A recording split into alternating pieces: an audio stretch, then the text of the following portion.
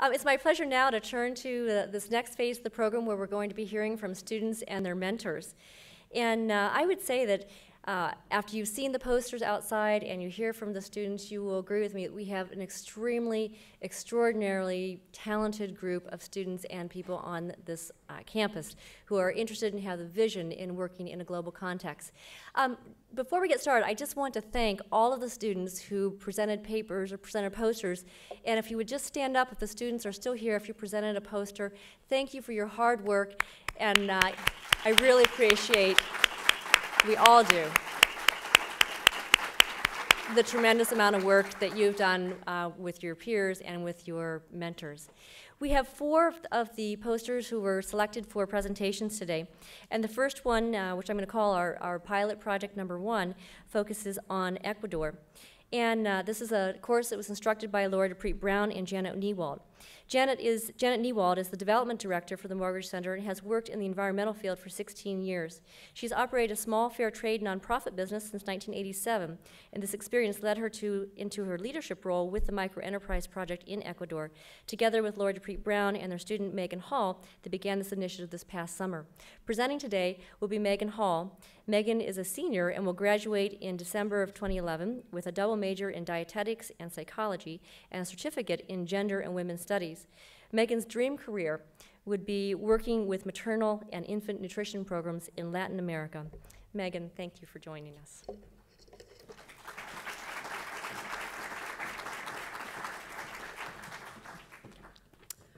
Well, thank you, Nancy. First, I just want to reiterate how excited I am to be here, a part of this developing global health community here in Madison, and how honored I am to be representing not only my group, but one of the many great projects here that you saw today during the poster session. And this beautiful picture here is not actually the community we worked in. It's a picture of Pihal, which is a local community that we were able to visit as well. So to begin, we started first through a long-standing relationship between Lori DePreet Brown and the community, as well as UW alumnus Dr. Frank Hutchins, who had worked with the community, La Calera, through the Global Health Institute. And the Sumac Muyo Women's Group from La Calera actually approached Lori with interest in developing their jewelry making into a micro-enterprise.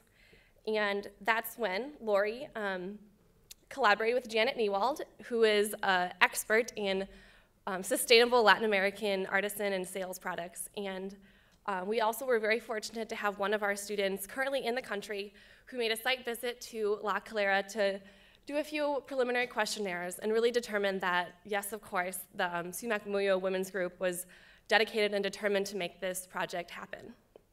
So from there, the students involved applied, and we came together from a variety of backgrounds, from nutrition to economics, and we all had interests in global health and community development.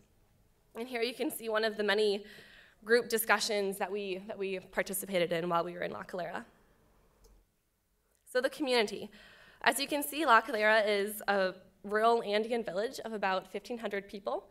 It's also important to note that they're an indigenous community, so their local indigenous language is Quechua, which is where their name Sumac Muyo comes from. It means good seed in Quechua. You can also see there's a very strong tradition of textiles and fabrics, with this huge, beautiful loom, and other traditions, such as a traditional birthing practice.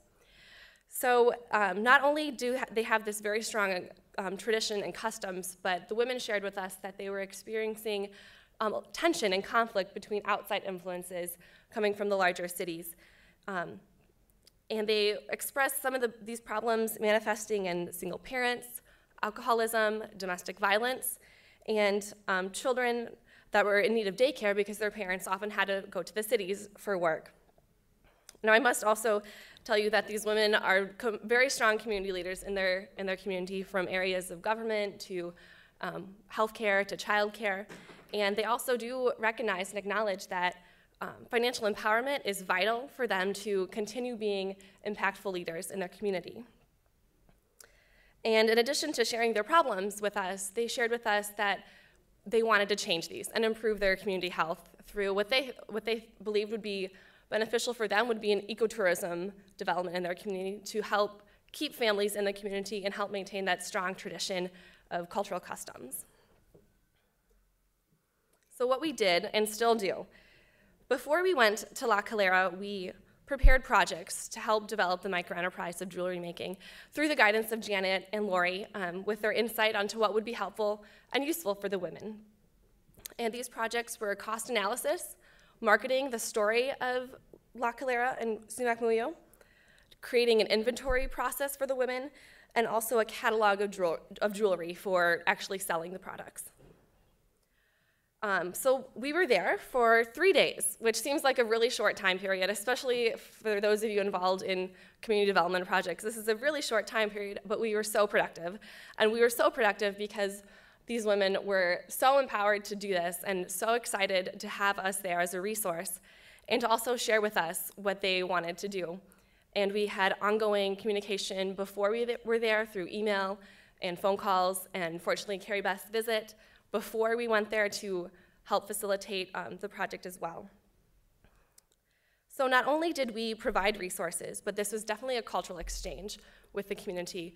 Like I said, they shared their stories, their lives with us, and gave us insight into their community. One student noted that the women, to her perception of these women was just, they were such strong women with a different worldview, and she was completely humbled by her interaction with them. And she brought that back, and we can now share that with you and the Madison community. So that leads to also, we did reflection activities while we were there about the other site visits we did, our interaction with La Calera and Sumac Muyo, but also when we came back, we reflected on our learning experience and the learning experience of the women as well for that mutual community partnership. And of course, as you can see out by the posters, we are doing sales here in Madison to continue sharing this story. And not only are we doing sales here, but we have just had recent correspondence with Sumac Muyo that our work with them also improved their market in their own community as well. So they're giving back and improving their market where they live too. Our future goals. Of course, we want to maintain the beautiful relationship that we've connected and created with the Sumac Muyo Women's Group. And however, we do want to refocus our direct involvement with sales so that Sumac Muyo still works with the UW. However, they more independently work with their own jewelry clientele, which we also have just been notified that they have new clients in Chile that is of their own doing. It's not something that we are doing. So it's really great to see that the project that we were a part of is embarking off and becoming a very independent project in their own community. And additionally, we would like to continue our involvement to create and help with community development projects such as ecotourism and combating issues like domestic violence and alcoholism that they had expressed to us were problems in their community. And there's additionally a field course being planned for next summer, or other ideas to continue the project that we initially piloted this summer. And of course, we'd like to be a part of developing the WWOB marketplace and continue selling the products to support the community development of this community, and also be a part of selling products for the other communities to continue these wonderful global community partnerships that this initiative is supporting. So with that, I encourage you all to continue supporting not only our project, but the other projects that are represented here today.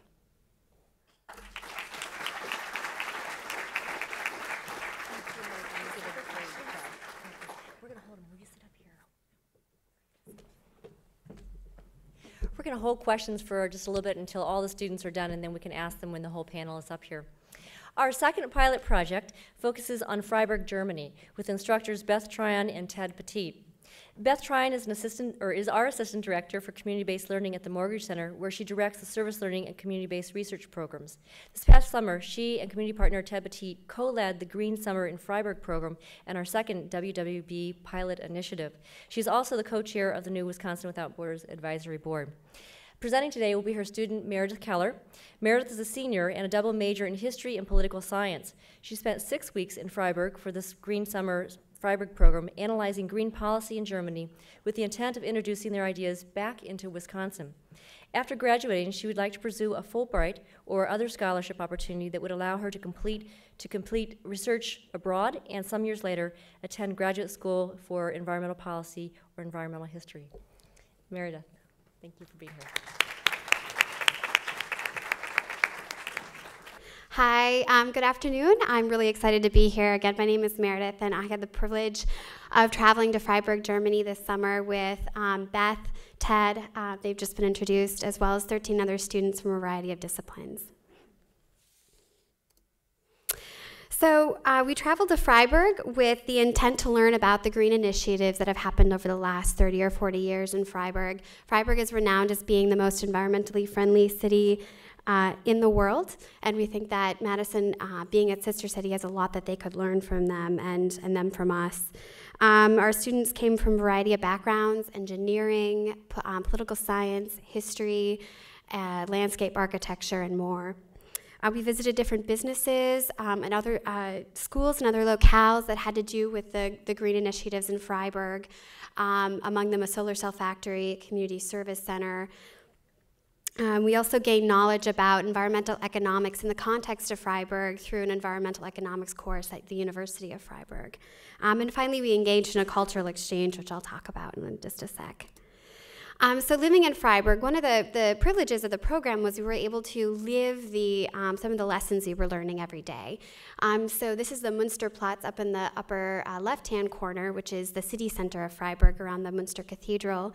It's been totally closed off to cars and bicycles, although not all bikes abide by that, and it's much like here. And the farmers market runs 6 out of the 7 days of the week.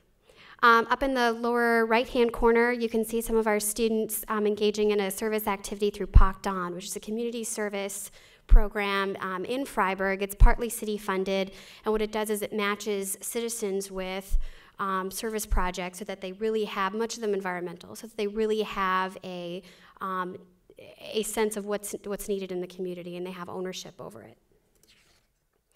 Our environmental economics course taught us a few lessons, chief among them that incentives are key when talking about regulating consumers and businesses and wanting to change their behaviors towards the environment. So pollution permits would be an example, or giving incentives for low-emission vehicles, all of which you see in Freiburg. In an economic context, pollution and waste are negative externalities, so they add to the social cost. And ultimately the ultimate cost of a product that's being produced, since these things aren't usually taken into account in the boardroom when you're talking about the bottom line. Several factors must be in place for an energy source to be viable, so it's not enough, unfortunately, just to have the idealism. You also need to be practical about your application of these sources. And finally, offering effective public transportation is all about making sure that your alternative is cheaper, cleaner, more efficient than cars. We engaged in a cultural exchange. I'm going to talk about the bottom there, which has probably piqued everyone's interest first. So Freiburg has, the cornerstone of Freiburg's public transportation system is a streetcar system. It's basically a trolley system. And since we are a sister city, they've made a little homage to us. It's a banner on the side of one of their streetcars. And you can see that this sort of embodies some misconceptions Europeans might have about the United States. Cowboy, bison, and it reflects some of the stories we heard from locals. We stayed with University of Freiburg students, and one of our program participants, Sylvia, was talking with some of her roommates. They were showing her how to sort recycling, and she had to say, well, you know, I've been recycling my whole life, and they were dumbfounded that Americans recycle. I also met with kids of various ages in one day, and we were talking. I asked them just outright, what's your opinion of Americans in the environment? And most of the responses I got were, quote, not good, or big cars, or a lot of fast food, or big people, you know, just things that aren't always in line with a lot of our values, in particular in Madison. And so I talked to them about the farmers market, and I talked to them about community gardens, and they were really surprised. So as I mentioned, Madison and Freiburg are sister cities. They're very, very similar in terms of population, geography, and their values environmentally and in terms of civic engagement. They are a little bit different, though, in terms of their history. Obviously, Europe has had a much longer history of civilization and buildings and living within having to live within dense communities. So they've had to do city planning a little bit longer, whereas we've had a lot of sprawl. And the electoral systems in each country have sort of informed how the environmental movements have come about. And these are important to keep in mind when we're talking about how to initiate environmental programs here in the United States. I don't have much time to talk about this, but just real quick, I want to talk about a couple of features of the environmental movement in Freiburg. Freiburg has removed all landfills. They recycle 70% of their waste, and they incinerate the other 30%, much of which is through a compost system. They use biodigesters to create thermal heat. They have a 4-bin storage system.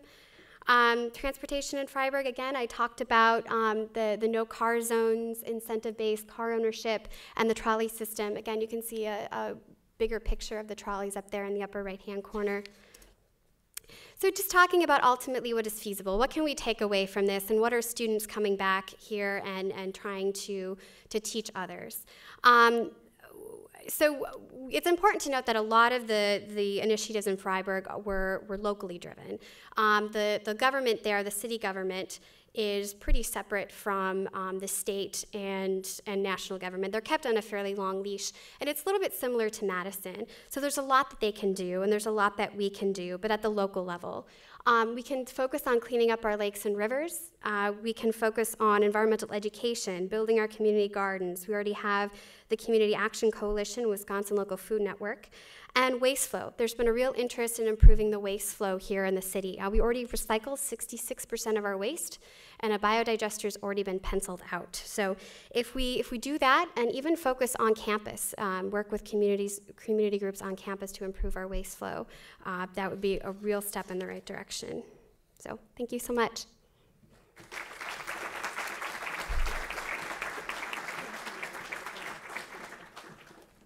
Beth, want to come up to the table? We'll have both the mentors and the students come up to the table, and then we'll take questions. Thank you very much, Meredith. That was wonderful. We're going to move now and change gears and hear about something right here in Madison for our pilot project number 3. And this is going to focus on Latino immigrants right here. Our presenter is Lynette Utah. Lynette is a professor in Human Development and Family Studies in the School of Human Ecology and has a national reputation for her outstanding engaged scholarship.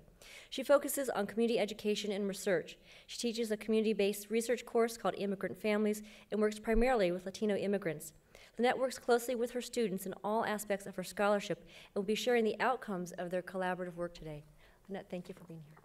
I hope you'll let me speak for them, and I am actually focusing on emphasizing the students' participation in this project as opposed to the community partners and my own. I'm really pleased to be here to represent the idea that global is local too. As one student working on this project said, when one thinks of the snow, the Midwest, and UW-Madison, one doesn't really think Latino, but they are here. And there is a substantial Latino immigrant population in Madison. Driving around town, you'll see recently a rise in tiendas or markets and restaurants, that will give you a sense of their growing presence here. There are estimated to be over 40,000 Latinos in Madison, and according to the 2010 US Census, 6% of the population is Hispanic. Okay, and by the way, Hispanic is a census term, and those of us who work with the community use the term Latino instead. Okay, many of them are permanent residents. They're not migrant workers. They're working in restaurants, hotels, landscaping, construction, roofing, childcare, and a variety of other service jobs. They have kids. Last year, 17% of the students in the Madison Metropolitan School District were Latino, and most of them are either immigrants themselves or children of immigrants. Not only are immigrants here, but they're living transnational lives. After they resettled in the United States, they are not cut off from their home countries because of technological advances in communication and transportation. One way that they're keeping in touch is by sending money back home, or what we call remittances. They are also keeping in touch regularly by phone and computers. They keep in touch by talking about family gossip and what's happening with everyone back home. They're even getting their parenting advice from their families back home. They're more likely to ask someone in Mexico than in Madison about a parenting question. And when they can, they travel back and forth. Thus, they have a foot in both worlds, and these transnational connections continue. The globe is socially shrinking. I'd like to give you a little background on the project that the students worked on. The Formando Lazos Bicultural Child Rearing Project is both an outreach program and a research project that works with Latino immigrant families right here in Madison. It focuses on how immigrant parents feel about raising their children in the United States. And this is a major stress because while immigrants want their children to do well here in the United States, they want them to get good educations, they want them to get good jobs, they also bemoan the fact that their children are losing their ability to speak Spanish and to be connected with their cultural heritage. The project started in 2004, and over the years it has incorporated a lot of students, most of them who are also immigrants or children of immigrants, and it's incorporated students in lots of different ways. They've either been part of a core planning team and participated actively in the Pláticas. Some of them have participated doing their own research projects using the data from the project, and some of them have participated as volunteers for student groups that they belong to. So the planning team, the core team who I'm going to really speak for today, is a group of graduate students, community members, and myself, a professor. And we designed and delivered monthly pláticas, or workshops, in Spanish to talk about bicultural child rearing concerns.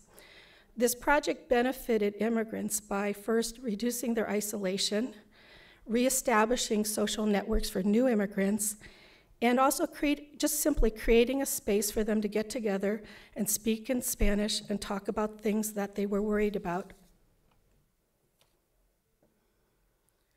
One of the benefits to students is that they could develop a global awareness right here in Madison. For example, Lydia Patton said, "Working with Formando Lazos made me realize that Latino immigrants really are part of the communities across the United States." Another graduate student, Bridget Mouchon, said, "Formando Lazos helped me to be able to gather thesis data, of course, but it has also moved me to understand on a deeper level the kinds of problems that are common to immigrant families." Coming to Madison can be a really alienating experience for both immigrants as well as students from the Southwest. For some students, the immigrant community in Madison is more familiar than going to school at UW. For example, Leticia Frausto said she struggled with feeling comfortable on campus. She would get asked if she was an exchange student, and she would say, "Yes, I'm from Arizona." This project provided her and numerous other students with a comfortable space to be in while they worked toward their degrees. On this project, they could be in a space where they spoke in Spanish, talked with people who had similar ideas to their own, see older and younger people, and feel at home. The Pláticas not only supported the community, but they also supported the Latino students who were new to Madison. Now, one thing I want to really emphasize, even though I'm talking about what the students brought, so the students representing the university, although all of them are really bridge people, but what I want to emphasize is that this is not a top-down program, but that we all served as a team who listened and learned from one another. For example, Lydia Patton, who was a graduate student in curriculum instruction, brought her teacher training skills and organized our child care arrangements into Club Cultural Jorencia. And another student, Liliana Saldana, who we like to tease a little bit because she was very academic. She came from a Chicana feminist epistemology. But she would bring her academic ideas that were actually first grounded in her identity as a Chicana and the daughter of immigrants. And we would weave together the grounded lived experiences that we heard from the community participants, the community partners, the students, with what we would call her school book learnings. Finally, the presence of UW undergraduate students was also very important because they represented the dreams of the immigrant parents. Immigrant parents would see the students who came from UW and worked on this project, and they would be able to think, if these students can make it, so can our children. So I hope you can see from this that this project, that global is actually right here under our noses in Madison, and you don't have to buy a plane ticket to experience global. Thank you very much for listening. Do you want to stay up at the table? Thank you, Lynette. Our last pilot project that we'll be focusing on today really talks about Global Health Project in Uganda. This is a project that's been going on for quite some time under the direction of instructor John Farrick and his student Yi Jin-yoon. John Farrick is the director of the CALS, College of Ag and Life Sciences, International Programs Office, and an assistant dean in the Division of International Studies.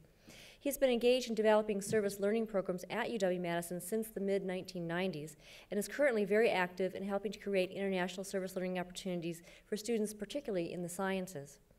The WWOB pilot with the Village Health Project in Uganda began as a Wisconsin Idea Fellowship with a grant from the Morgridge Center back in 2005 and is still being carried on at this present time, as this presentation will illustrate. Presenting today will be the student Yi Jin-yoon. Jenna is from Gwangju, Korea. Excuse me, Jenna. She did her undergraduate studies at UW-Madison, majoring in biochemistry, and is currently pursuing her PhD in biochemistry at UW-Madison. She went to Uganda in 2007 through the CALS Study Abroad program and has been involved in the Village Health Project ever since. After graduation, she intends to pursue a faculty position somewhere at a research university in higher education. Jenna. So VHP started by a group of students who went to Uganda as a part of a study abroad program, and James Natambi, sorry the pointer is not really great, but James Natambi here is a faculty in Department of Biochemistry and Nutritional Sciences, and John Farrick, who's also in the audience, he's involved in the CALS international programs. Oh, I'm gonna get a new pointer. Yep. Okay, great. So both of them has directed this study abroad program in the past 7 years or so, and the students were able to learn about international health and nutrition issues in developing countries.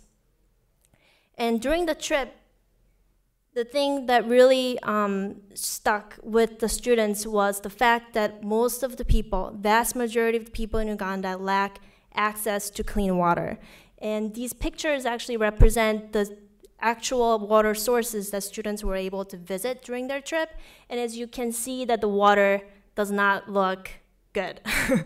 And another issue with this is that it's mostly children and mothers that go out there to collect water. And on average, they spend about an hour and a half every day collecting this water for their family. And they may do this up to 3 times a day. So you can imagine they spend several hours just collecting water for their family, whereas they could be spending this amount of time and energy for going to school or doing agriculture for their family. So it's a very big issue in this country. So to address this issue, what we wanted to do is take a 2-pronged approach. One was to build rainwater collection tanks, and second was to provide education on public health and sanitation. And to really tackle this approach, we really needed a close collaboration with 2 Ugandan organizations, and those are Technology for Tomorrow and COBIN.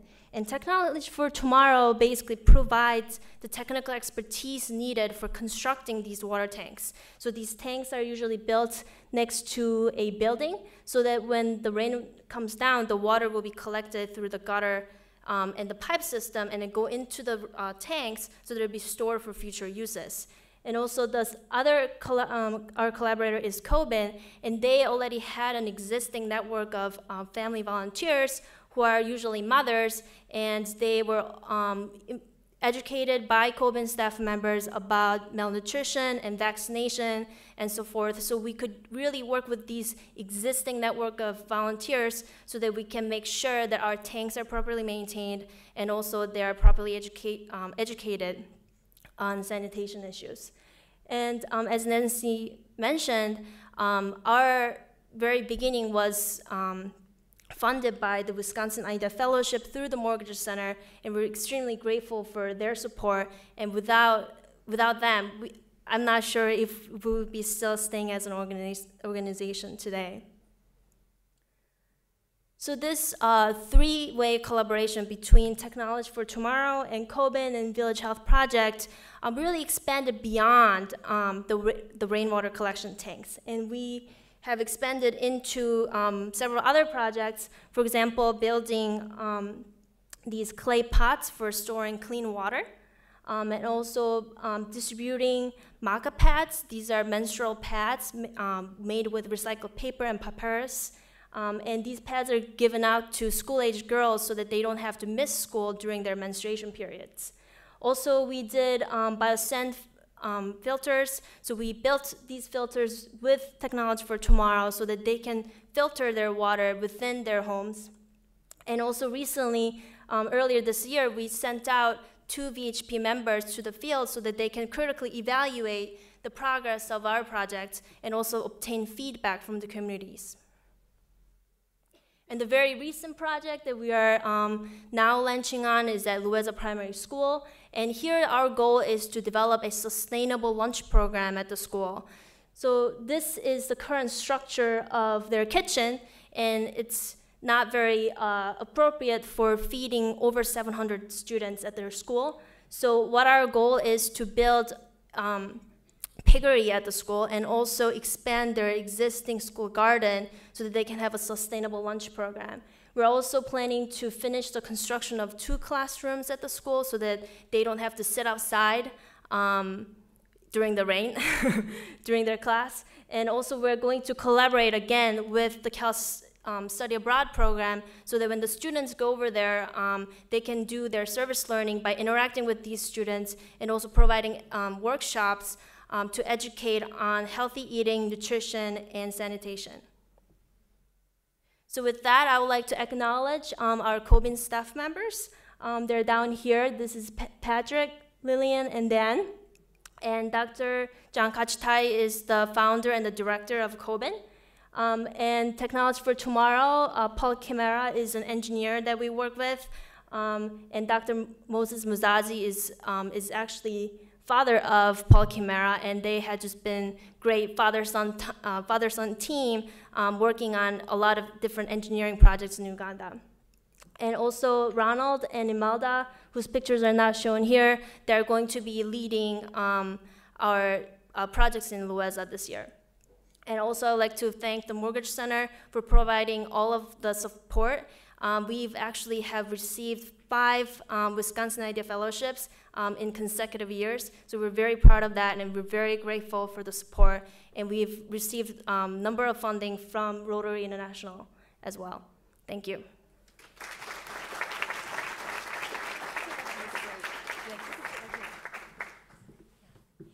Well, we're doing great on time, and I'm going to ask John Farrick to come up to the table and join us.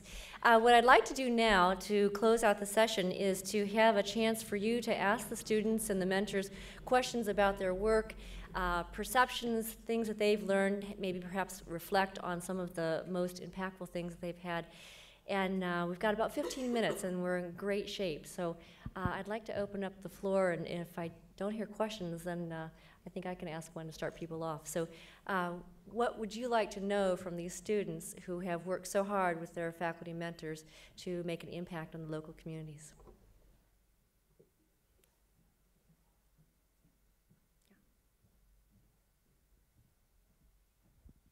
How did you get connected?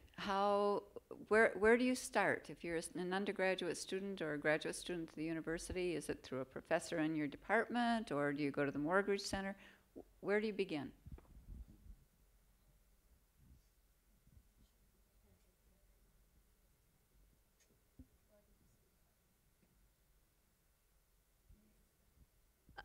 Okay. I think there's several different ways of getting involved. A lot of different student organizations will be represented at Student Organization Fair, which actually happened a couple weeks ago, and this happens every semester. So that's where a lot of students find out about these different opportunities, and also the study abroad program offices, they have information on these things. And I think for the faculty, they would usually make an announcement about it in their class, and that's how you can also hear about it. That's how I heard about it, because I took a biochemistry course that James Natambi taught, so that's how I heard about it. But there are many different ways where you can come across these different opportunities. If I can just add something to that. The students that are coming into this university now are really looking for different ways to learn. And so I think the idea that having an international experience should be a part of their experience here is something that more and more students are coming into. So they're the ones that are really coming and seeking out opportunities to get engaged. And so it's much easier, I think, now for that to happen. If I look at this new undergraduate global health certificate, there are field experiences that are being developed by faculty and staff around the university, and then the students feed into that because they hear about this new undergraduate global health certificate, which I think, and I don't know if Sherry's still here, we have about 225 students in the introductory class. So it's just a growing number of students coming into the university that are really kind of geared towards this, and it's great to see.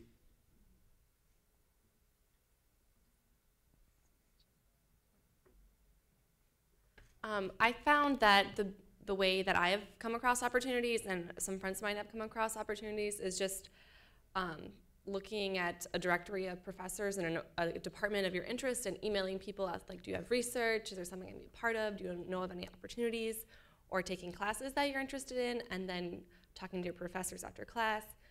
So it's really a matter of like being persistent and talking to people and pursuing your interests, but also asking questions about what can I do until you find something.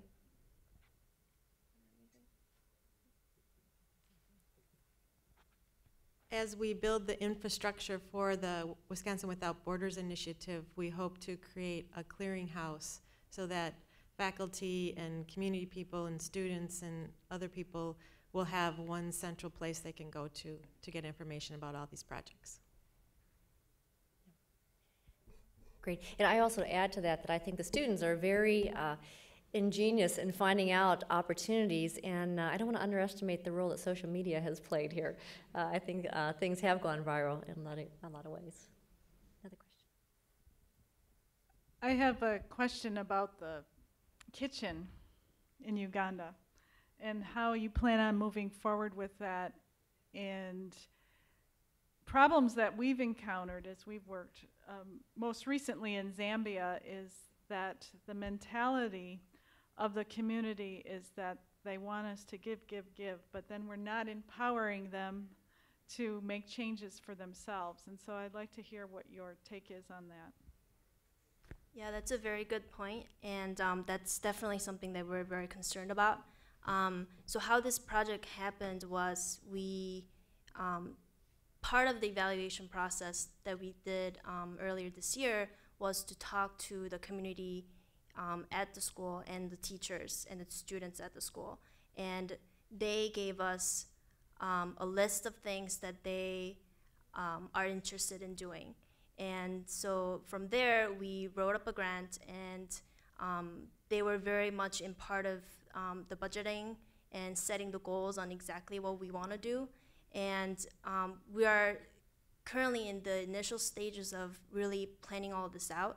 And what we have done is just this last month, we did an initial assessment So going back to the community and asking the things that we've discussed back in February of this year, does this still relevant?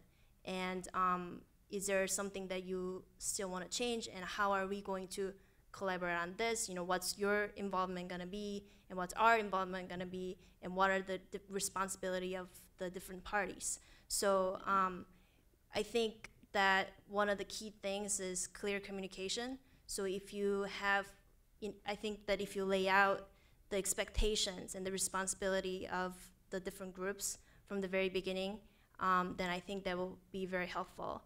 And another thing is so last year again, on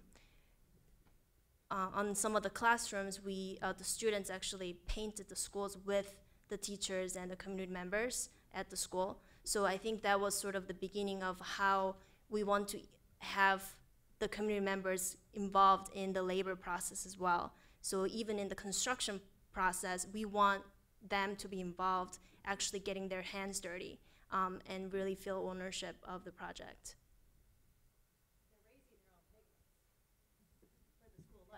Right, so they already have an existing school garden, but it was also their idea that they wanted to have a piggery, and that would provide not only food source, but also an income source for the school, and also to support the lunch program. So because currently there only 10% of the students out of 700 can afford lunches at school. So it's a very significant problem right now. I'd like to add a little bit to that. One of the really good things that's happening here at UW is that this concept of empowerment, you know, not just giving the community a fish, but teaching them how to fish is a really important idea. I think we're actually at the place where we can step it forward a bit and think about it also in terms of not just the community's development or the community's partners' empowerment, but to think about how all of the partners involved who are involved are actually stakeholders. I think we're kind of at the place where, for example, the faculty who run these programs are kind of invisible because they're sort of invisible in the way that they're kind of the puppet masters in the background. And I think we need to bring them more into the center as students as well, that they're also learning from these experiences, that the students, well, they're kind of in the middle. They need to understand that they're both, you know, they can't do everything for the communities, that they need to make sure that they empower, that the communities have room to empower themselves. But at the same time, we also need to think about what the students are getting out of it and being explicit that they're also a stakeholder in this too. So empowerment is the fundamental idea, but I think thinking more broadly about how all the stakeholders are individually developing and participating is a really important next place for us to think about.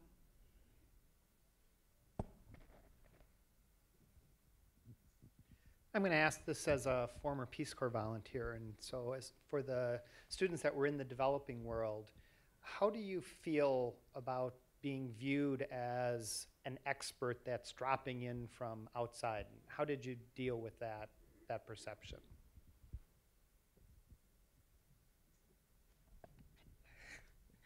Actually, I don't feel like an expert at all. I would say that at least for us, we have been viewing ourselves as kind of just doing the awareness, public awareness, and also getting the funds here. But mainly in terms of decision making and in terms of figuring out exactly what needs to be done, all of that has been done by our collaborators in Uganda. So we actually don't make any decisions on where the tanks are going to be built and who will get to, you know, who will get to have the training and so on, and who will be hired to do the job. So a lot of this actual work is actually done by them. And for us, we mainly go there to communicate what has been done, and also what's their plan for the future, so that we can also budget it here and then fundraise for that. This is a kind of a tough question because I'm trying to think of remembering my experience there, and I don't ever remember feeling like an expert because it was such a mutual, collaborative project, and there were many times where we were giving advice or a perception from the United States, but so many more times we were learning from, in this case, the women's group and their community and their customs and just their belief system, and it was very much a mutual learning experience. So I can't say that I ever really did feel like an expert in my specific project when I was there. Yes, this question is something related to the last one. What is the relationship between or involvement or cooperation with the Peace Corps? My granddaughter is with the Peace Corps in Burkina Faso, and so I hear a lot about it, but I would really be interested to know what the relationship would be with Peace Corps in your group. Thank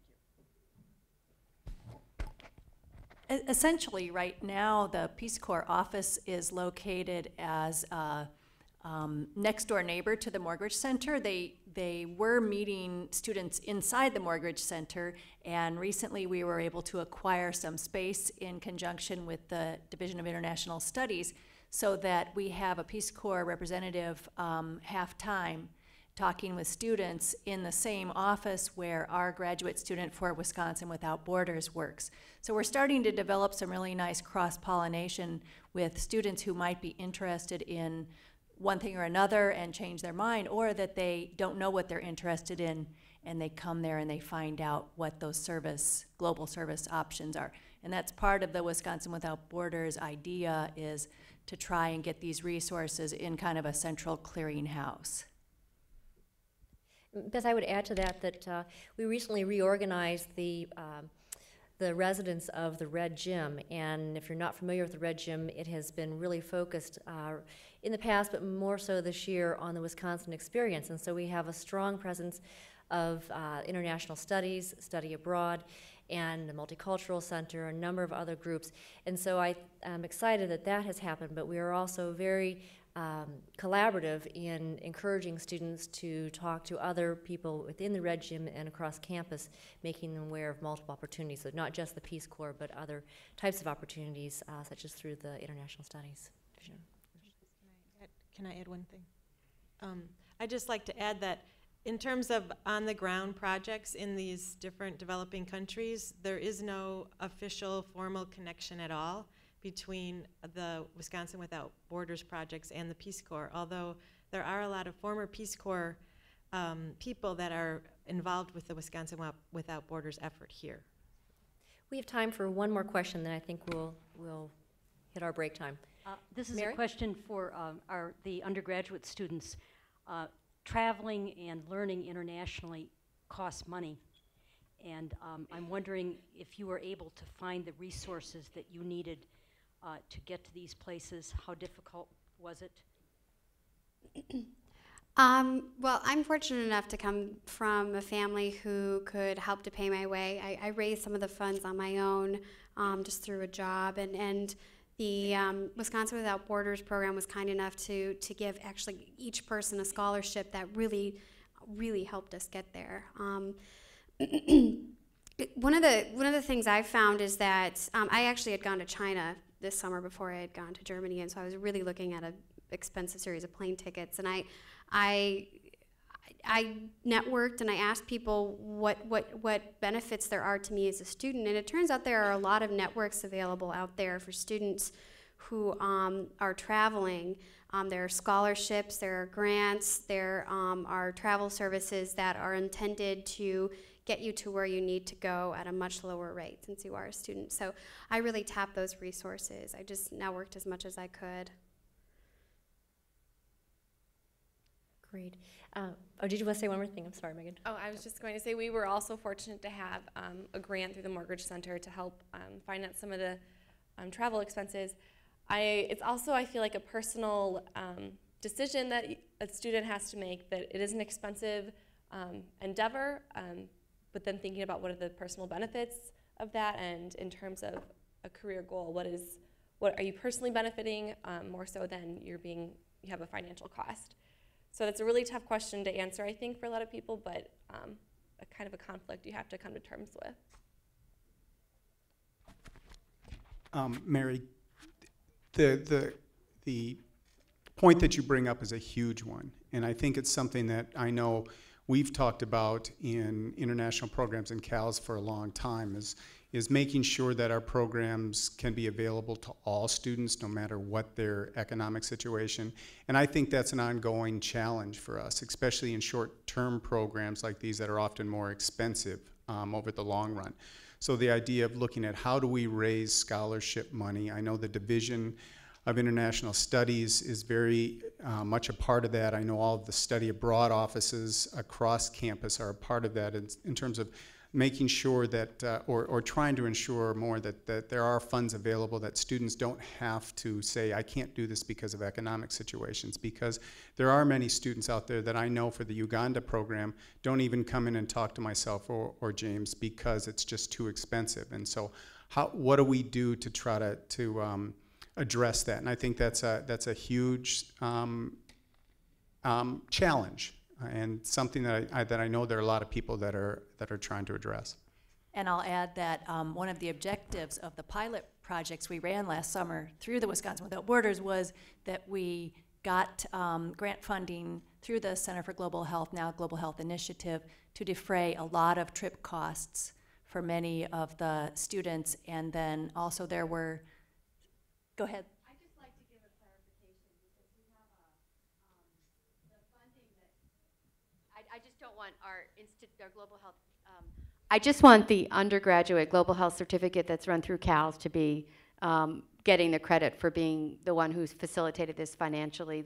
Our Global Health Institute is a partner in that, but that's actually a program through CALS. So just for clarification. Okay, thank you. And then there were also matching funds available for student travel scholarships at the Mortgage Center. Right, I think we're going to wrap it up, but I will be talking a little bit about the Mortgage Match Program later in the program, but that absolutely was a huge benefit for a number of international service learning projects, was the Mortgage Match that's made available. Well, I want to wrap this up by thanking our speakers and their mentors for the tremendous work you're doing. Clearly, this is a two-way street. The mentors invest a lot of time, personal time, travel time, the loss of family time, for them to really make sure that these projects go well and they're there for their students when they need them on site as well as back in Madison. So thank you to all of you for your tremendous amount of work.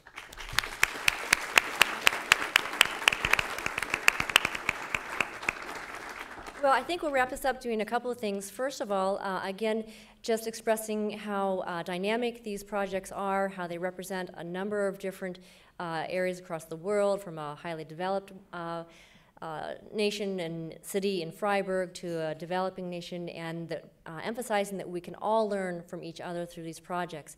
The second thing I want to emphasize is that these are all learning opportunities. These are not just service, but these are tied to academic credit, and that's very important because we specifically defined Wisconsin Without Borders to be academically oriented, tied to credit, tied to faculty and staff through an instructional program. And that's one of the things that I think is going to make this program unique.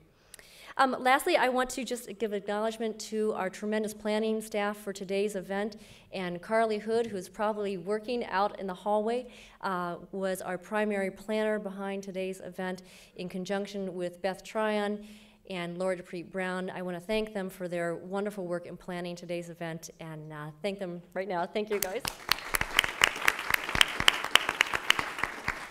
And encourage you to stay for the next half of the program, which will begin at 3 o'clock. And please help yourself to refreshments outside.